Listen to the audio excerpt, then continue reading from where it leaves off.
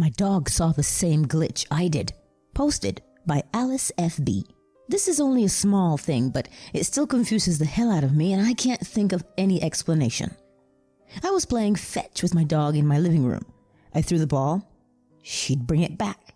You get it. My dog dropped the ball on my foot and waited whilst I leaned down to pick it up.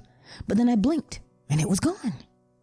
I quickly checked under the sofa, thinking she'd nudged it under there or I'd accidentally kicked it, but it was nowhere to be seen. My dog was still staring at the spot where she dropped it, and when it disappeared, she looked just as confused as I was and jumped around looking for it. I scoured the whole room, which wasn't very big, and eventually found it on the opposite side of the room in the middle of the floor. Even after I looked everywhere, we only had this one particular ball at the time, so we couldn't have mistaken it for another one. Not particularly exciting, but I can't think of any explanation. My dog was just happy to have her ball back at least. Edit. I figured I may as well. She's got to take credit for the incident as well. This is my dog who was just happy we found her ball again. I had a thought tell me what I needed to know. Posted by SS_remedy. So you know those intrusive, nonsensical thoughts you get from time to time? I had what I initially thought was one of those this morning. For context, I work at a small business. All of the employees are pretty close-knit. We're like a family because there aren't many of us who work there. Anyway, I work closely with a guy who just got hired not too long ago, and when I woke up this morning, I got this random thought. Tyler is sick today. Tyler is a fake name I'm using, and I thought nothing of it. So I get to work and my boss says, "Hey, Tyler won't be here today because he's sick." And I just stare at her dumbfounded and I say, "Whoa, it's crazy that you say that because I just had that thought this morning." She goes, "Really? Weird." Now it could have just been a crazy coincidence or a premonition, or maybe it was something I accidentally manifested into existence. Either way, it's kind of spooky. Coincidences? Posted by Chunky Glitter 101. Today I was thinking about my friend Jessica. Fake name. I realized that I hadn't spoken to her in quite a while. We used to be very close, and we were neighbors growing up. My partner and I went traveling last summer. One of the destinations we went to had this absolutely incredible vegan restaurant. We were traveling with friends, and I was remarking around 2 hours ago to my dad about how I loved that vegan place and would love to go back to said country. An hour or so later, my friend Samantha calls me and remarks about how she was thinking about that vegan place at the same time. Coincidence, right? I continued to complain to Samantha about how my stomach was hurting because I had a hot dog tonight.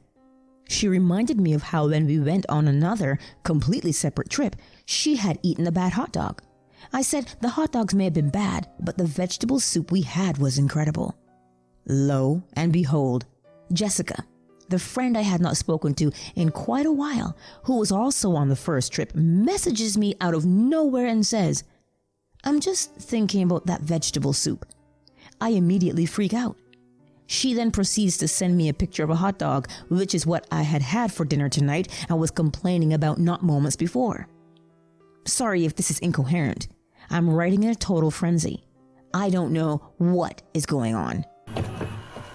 My brother and I experienced a glitch in Maui on vacation before he died. Posted by Ninja Jarby.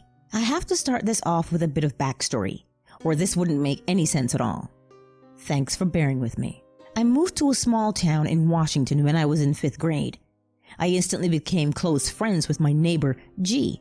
His mother at the time was battling terminal lung cancer, and he started spending more and more time at my house to avoid what was happening in his currently.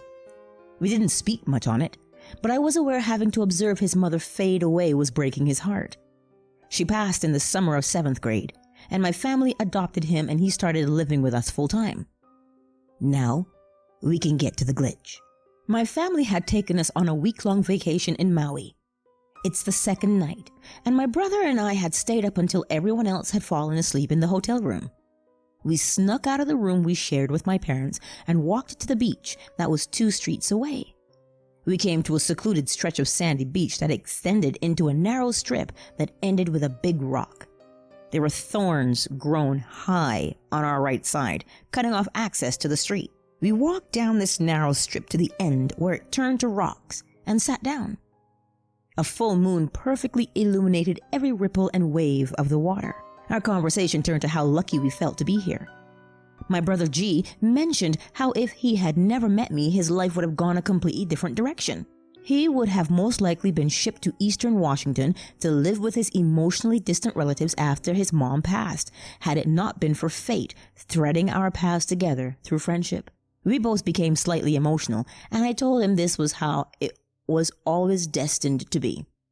We stood up and began to retrace our path back to the hotel, down the narrow strip of sand that was just wide enough for both of us to walk side by side without my feet touching the ocean waves.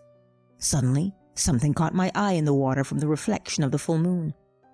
I turned and looked, and I could see the shadow of a humanoid upper body sticking halfway out of the ocean right under the full moon. That's odd, I thought. There shouldn't be anyone swimming in this lake. Right as I finished thinking this, I heard my brother G collapse into the sand hard. "What the fuck?" he muttered as I turned to see he had fallen into a patch of perfectly raised, square-shaped sand. This square couldn't have been there before. One of us would have had to walk directly through it. The weirdest part was, in the square was an imprint, almost looking stamped onto the sand. Was a goddess with her hair over her front torso. It looked very similar to the Starbucks logo, but wearing a necklace with 3 circles interconnected. I turned back to look for the person in the water, and there was nothing there anymore. I turned to face G, and he was still just frozen, half collapsed into this sand sculpture. I could see by the fear in his eyes he was thinking the exact same thought as me. How is this here right now? His expression screamed. I stuck out my arm and he grabbed it. I pulled him out of the sand sculpture so we could both look at it. G was speechless. He started to walk back down the narrow beach to the hotel, so I started to follow. Taking one last look at the ocean to confirm there was no one there watching, G wouldn't speak a word for the rest of the night. In the morning, the first thing I did was wake him up and ask him, "You remember that sand sculpture last night too, right?" He begrudgingly agreed, but couldn't explain what had even happened or why. All he kept saying is, "That was not there when we walked up. G passed away 1.5 years ago from an overdose." I think about him every day, and this experience we shared quite often. Maybe it was his mom saying goodbye. Maybe it was a piece of ourselves in a different timeline. Whatever it was, I will hold on to that memory until I meet G again.